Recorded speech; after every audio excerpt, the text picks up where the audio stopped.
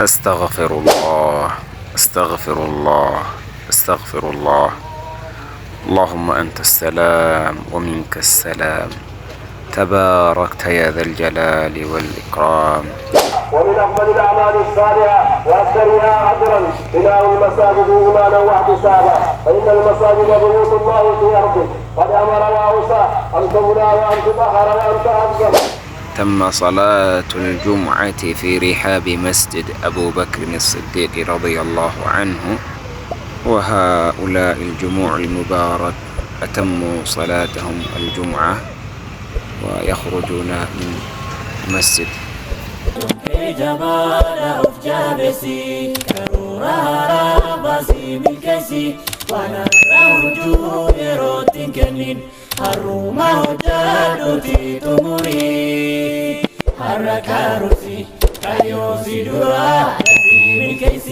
من يهده الله فلا مضل له ومن يضلل فلا هادي له، واشهد ان لا اله الا الله وحده لا شريك له، واشهد ان محمدا عبده ورسوله. اما بعد، فان اصدق الحديث كتاب الله، وخير الهدي هدي محمد صلى الله عليه وسلم، وشر الامور محدثاتها، وكل محدثه بدعه، وكل بدعه ضلاله، وكل ضلاله في النار.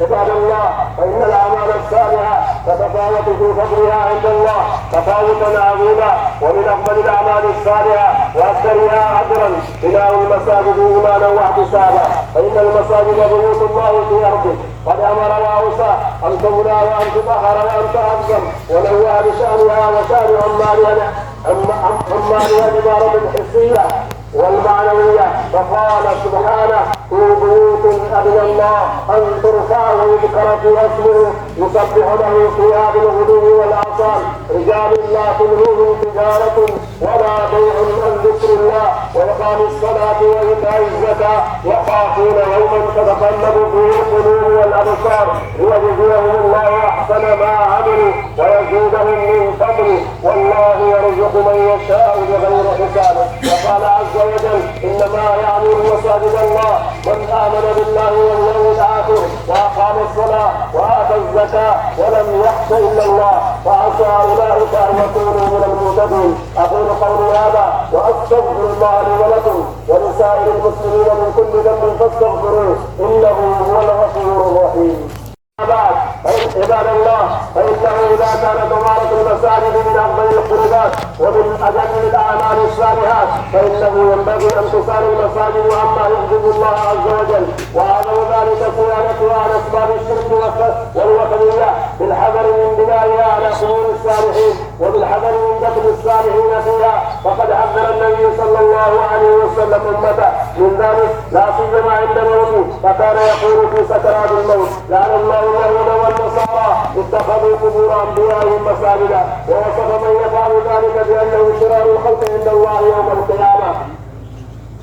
ألا صلوا وسلموا على من أمرتم بالصلاة والسلام عليه بقوله تعالى: يا أيها الذين آمنوا صلوا عليه وسلموا تسليما. اللهم صل على محمد وعلى آل محمد كما صليت على إبراهيم وعلى آل إبراهيم إنك حميد مجيد. اللهم آمنا في دورنا، اللهم آمنا في ديارنا، اللهم آمنا في بيوتنا، اللهم آمنا في أوطاننا، وأحسن أمتنا ولاة أمورنا. اللهم وفقنا ووفق جميع المسلمين للبر والتقوى برحمتك يا ارحم الراحمين. اللهم اغفر للمسلمين والمسلمات والمؤمنين والمؤمنات الاحياء منهم والاموات. ربنا اتنا في الدنيا حسنه وفي الاخره حسنه وقنا عذاب النار. سبحان ربك رب العزه عما يصفون وسلام على المرسلين والحمد لله رب العالمين. أستغفر الله أستغفر الله أستغفر الله. اللهم أنت السلام ومنك السلام، تباركت يا ذا الجلال والإكرام. لا إله إلا الله وحده لا شريك له، له الملك وله الحمد وهو على كل شيء قدير. سبحان الله والحمد لله والله أكبر. تم صلاة الجمعة في رحاب مسجد أبو بكر الصديق رضي الله عنه، وهؤلاء الجموع المبارك أتموا صلاتهم الجمعة ويخرجون من المسجد، بعضهم صلوا داخل المسجد، وأكثرهم صلوا خارج المسجد، لا مظلة ولا شيء تحت الشمس يعني. وهذا هو حال مسجد أبو بكر الصديق في مدينة القارة. والجمعة كثيرون جدا لأن حر الشمس شوية عالي. بعضهم التجوا إلى مسجد آخر لأن المكان غير مهيأ للمصلين. لو المكان الصلاة وضبط لهم،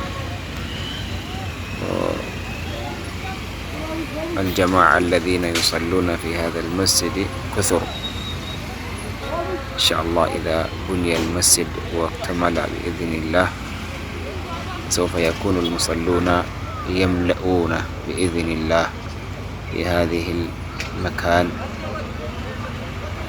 وإن شاء الله سينتهي هذا المسجد ببنائه، ونرى قريبا المصلون الجدد الكثيرون يصلون بإذن الله، وسوف نرى بإذن الله قريبا.